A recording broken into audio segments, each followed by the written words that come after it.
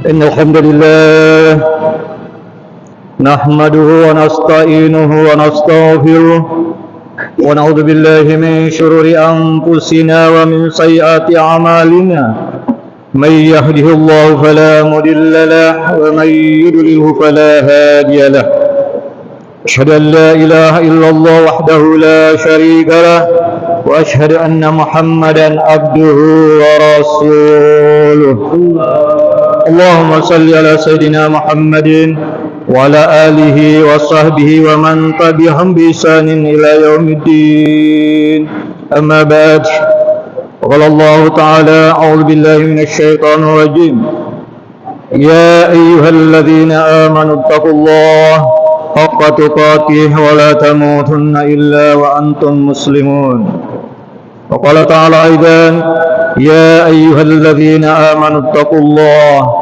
وقولوا قولا سديدا يصلح لكم أعمالكم ويغفر لكم ذنوبكم ومن يطع الله ورسوله فقد فاز فوزا عظيما صدق الله العظيم. Jemaah Jumat kaum muslimin rahimakumullah. Alhamdulillah, patut kita bersyukur kehadirat Allah Subhanahu wa taala atas izin dan kuasanya di Jumat hari ini kita boleh hadir dalam rangkaian melaksanakan salah satu kewajiban kita, yakni salat Jumat secara berjamaah. Salawat dan salam senantiasa tercurah kepada junjungan baginda Rasulullah sallallahu alaihi wasallam, pada keluarga dan sahabatnya, dan insyaallah curang rahmat dan syafaatnya pun akan dapat kita raih baik tatkala kita masih hidup di dunia maupun ketika kita telah berada di alam barzakh kelak. Kaum muslimin jemaah Jumat rahimakumullah, tidak terasa kita tengah berada di awal tahun Masehi 2025, bertepatan 10 Rajab 1446 Hijriah yang dikenal sebagai bulan Isra Mi'raj baginda Rasulullah sallallahu alaihi wasallam. Di samping itu, bahwa setapak lagi kita akan memasuki bulan suci Ramadan sebagai stasiun terminal bagi manusia, tempat di mana kita mulai bertolak ke dalam mengarungi bahtera kehidupan ini setelah melintasi gerbang-gerbang Hijriah dan berakhir di gerbang Sya'ban. Maka sebagai landasan uraian khutbah Jumat pada hari ini, yakni meneguhkan dan memantapkan landasan hidup dan sikap hidup dalam menjalani kehidupan ini. Karenanya mari kita renungkan dan menyimak salah satu firman Allah dalam Quran surat Ar-Rum ayat 30-31. Wa aqim wajhaka lid-dini hanifa fitratallahi allati fataran nasa 'alaiha la tabdila li khulqillah dzalika ad-dinul qayyim walakinna aktsaran nasi la ya'lamun munibina ilaihi wattaquhu wa aqimus salata wa la takunu minal musyrikin. Artinya, maka hadapkanlah wajahmu dengan lurus kepada agama Islam sesuai fitrah Allah, disebabkan Dia telah menciptakan manusia menurut fitrah itu.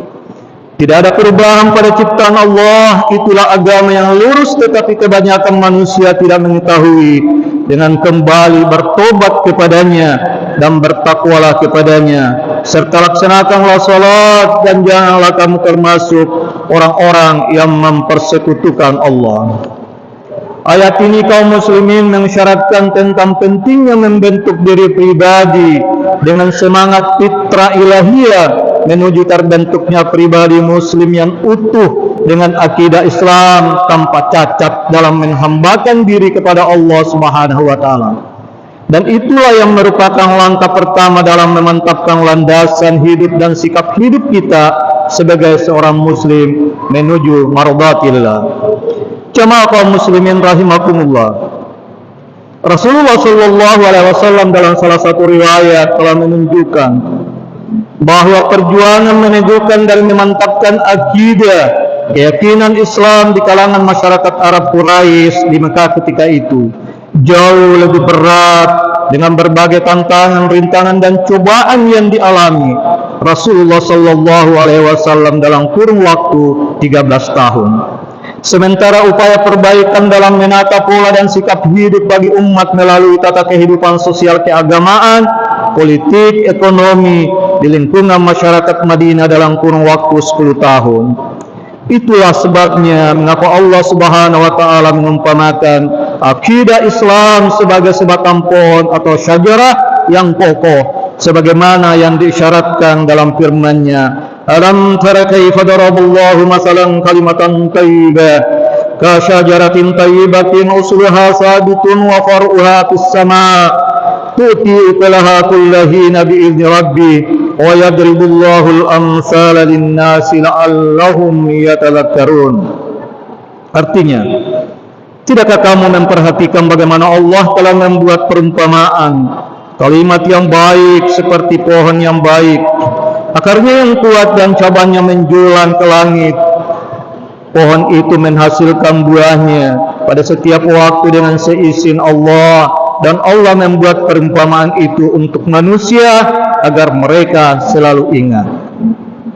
Jemaah kaum muslimin rahimakumullah, akidah Islam sebagai landasan hidup bagi seorang muslim mengandung unsur tauhid, iman dan yakin, menjadi landasan yang kokoh bagi setiap muslim dalam menjalani dan mengarungi bahtera kehidupan kini dan di kehidupan yang akan datang. Sehingga dalam menjalani dinamika kehidupan ini, seorang muslim dengan landasan akidah yang kokoh, pasti ia tidak akan terombang-ambing dan ragu dalam menghadapi setiap problem dan persoalan hidup. Pikiran dan hatinya akan senantiasa terkoneksi dengan Sang Khalik, pencipta alam semesta. Hati dan pikirannya akan menjadi tenang dan tentram. Itulah sesungguhnya esensi landasan hidup bagi seorang muslim, sebagaimana Allah Subhanahu wa taala mengisyaratkan dalam firman-Nya, Quran surat Ar-Ra'd 28. Alladzina amanu wa tatma'innu qulubuhum bi dzikrillah, ala bi dzikrillah tatma'innul qulub. Artinya, yaitu orang-orang yang beriman dan hati mereka menjadi tentram dengan mengingat Allah. Ingatlah, hanya dengan mengingat Allah hati menjadi tentram. Jemaah kaum muslimin, bahwa sesungguhnya akidah dengan keyakinan yang utuh akan sendirinya membentuk sikap hidup bagi penganut sesuai landasan syariat Islam. Dan salah satu sikap hidup yang perlu dikembangkan menurut syariat Islam ialah semangat optimisme atau ar-raja. Optimisme adalah merupakan sikap hidup yang mendorong setiap orang untuk maju dalam kehidupan ini, untuk mencapai sukses, kemenangan dan kebahagiaan dengan didasari nilai-nilai rohani dan lahiriah. Dan awal tahun Masehi ini 2025 ini merupakan titik awal bagi kita kaum muslimin untuk mempersiapkan dan merencanakan apa yang semestinya ingin dicapai dan diraih, di kehidupan kini maupun di kehidupan kelak kemudian. Ya ayyuhalladzina amanu taqullaha wal tanzur nafsum ma qaddamat ligat wattaqullaha innallaha khabirum bima ta'malun. Hai orang-orang yang beriman, bertakwalah kepada Allah dan hendaklah setiap diri memperhatikan apa yang telah diperbuatnya untuk hari esok atau hari akhirat, dan bertakwalah kepada Allah, sesungguhnya Allah Maha mengetahui apa yang kamu kerjakan. Dalam menghadapi dinamika kehidupan ini, maka sikap hidup manusia pada dasarnya ada dua. Yang pertama optimis, yakni orang yang senantiasa mengharapkan keadaan yang lebih baik, melihat setiap persoalan dari sudut pikiran positif. Dan yang kedua pesimis, artinya orang yang senantiasa diliputi kecemasan, kekhawatiran dalam menghadapi setiap persoalan dan problem hidup dan dalam pandangan pikiran negatif. Padahal sesungguhnya ajaran Islam senantiasa mendorong kaum muslimin selalu bersikap optimis dengan penuh pengharapan yang di kehidupan kemudian dapat berjumpa dan bertemu dengan Sang Khalik, pencipta alam semesta. Allah Subhanahu wa taala mengisyaratkan dalam surat Al-Kahfi ayat 110. ومن كان يرجو لقاء ربه فليعمل عملا صالحا ولا يشرك بعبادة ربه أحدا. Siapa yang mengharapkan pertemuan dengan Tuhannya, hendaklah melakukan amal kebajikan dan tidak menjadikan apa dan siapapun sebagai sekutu dalam beribadah kepada Tuhannya. Jemaah kaum muslimin rahimakumullah, pada ayat ini memberi isyarat ajaran Islam tidak hanya mendorong kita kaum muslimin agar supaya selalu mengharap atau optimis dalam kehidupan ini, namun dua hal menjadi landasannya, yakni melakukan perbuatan-perbuatan kebajikan atau amal saleh serta mensucikan diri atau jiwa yang bersih dari paham syirik dalam menghambakan diri kepada Allah Subhanahu wa taala. Di samping itu dalam ayat lain Allah melarang untuk berlaku pesimis, bahkan ditegaskan bahwa putus asa adalah salah satu sikap jiwa orang-orang yang ingkar kepada Allah, sebagaimana Allah Subhanahu wa taala mensyaratkan dalam surah Yusuf ayat 87. Wala tayasu min rahillah innahu la yaisu min rahillah illa al-qaumil kafirin. Janganlah kamu berputus asa dari rahmat Allah. Sesungguhnya tidak ada yang berputus asa dari rahmat Allah kecuali kaum-kaum yang ingkar atau kafir. Di samping itu kaum muslimin, salah satu sikap hidup lain yang perlu dikembangkan ialah agar senantiasa meneliti dan mengoreksi kesalahan dan kealpaan diri sendiri serta mawas diri. Jangan selalu merasa selalu paling benar meski disadari bahwa sudah menjadi salah satu sifat dan tabiat manusia, yakni lebih banyak dan sering melihat kekurangan pada orang lain ketimbang pada diri sendiri. Bila mana terjadi sesuatu peristiwa yang menimpa seseorang yang ditujukan kepada orang lain, artinya lebih sering menunjuk orang lain yang menjadi sebab terjadinya sesuatu peristiwa, menuduh orang lain menjadi biang keladinya, kurang melihat kelemahan diri kita sendiri. Sementara Allah Subhanahu wa taala mengingatkan dalam Quran surat Al-Qiyamah ayat 2, wala uqsimu bin nafsil lawwama, dan aku bersumpah demi jiwa yang selalu menyesali dirinya sendiri. Oleh kalangan ulama tafsir, ayat ini dimaknai bahwa memberikan semacam peringatan kepada manusia, kalaupun seseorang tidak melakukan perbuatan kebajikan, maka sejatinya menyesali dirinya sendiri mengapa dia tidak melakukan kebajikan itu. Maka frekuensi penyesalan itu semestinya harus sering dan lebih meningkat. Rasulullah sallallahu alaihi wasallam dalam salah satu riwayat menegaskan, al-qaisu man dana nafsuhu wa amila lima ba'dal maut wal ajisu man ittaba'a nafsahu hawaha wa tamanna 'ala Allah. Artinya orang cerdas adalah yang bermuhasabah atau mengoreksi atas dirinya dan beramal untuk apa yang setelah kematian. Orang lemah adalah siapa saja yang dirinya mengikuti hawa nafsunya, lalu ia berangan-angan ingin berjumpa dengan Tuhannya. Jemaah kaum muslimin rahimakumullah, sikap mawas diri dalam segala aspek kehidupan dan perjuangan adalah satu sikap hidup yang selalu diterapkan untuk mencapai sukses atau keadaan yang lebih baik di kehidupan dunia ini maupun di kehidupan kelak di akhirat kelak. Dalam keadaan ini Rasulullah sallallahu alaihi wasallam telah meninggalkan pesan dan mengingatkan kita kaum muslimin dalam salah satu riwayat hadis Al-Bazzar, tuba liman syagalahu aibuhu an ayyubin nas.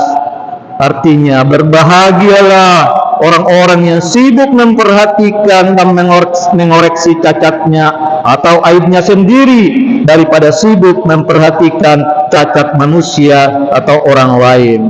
Barakallahu li wa lakum fil Qur'anil azim wa nafa'ni wa iyyakum bima fihi minal ayati wadh dzikril hakim wa taqabbala minna wa minkum tilawatahu innahu huwas samiul ghafur.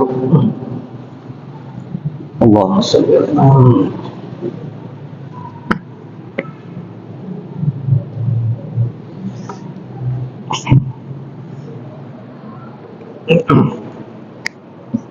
Alhamdulillah, alhamdulillahilladzi bi ni'mati tatimmu shalihat wa bi fadlihi tatanazzalul khairat wal barakat wa bi taufiqihi tatahaqqaqul maqasid wal ghayah أشهد أن لا إله إلا الله وحده لا شريك له وأشهد أن محمدا عبده ورسوله اللهم صل وسلم وبارك على سيدنا محمد وعلى آله وأصحابه المجاهدين الطاهرين أما بعد فيا أيها الحاضرون أوصيكم وإياي بتقوى الله وطاعته لعلكم تفلحون يا أيها الذين آمنوا اتقوا الله حق تقاته ولا تموتن إلا وأنتم مسلمون وتزودوا فإن خير الزاد التقوى أعوذ بالله من الشيطان الرجيم إن الله وملائكته يصلون على النبي يا أيها الذين آمنوا صلوا عليه وسلموا تسليما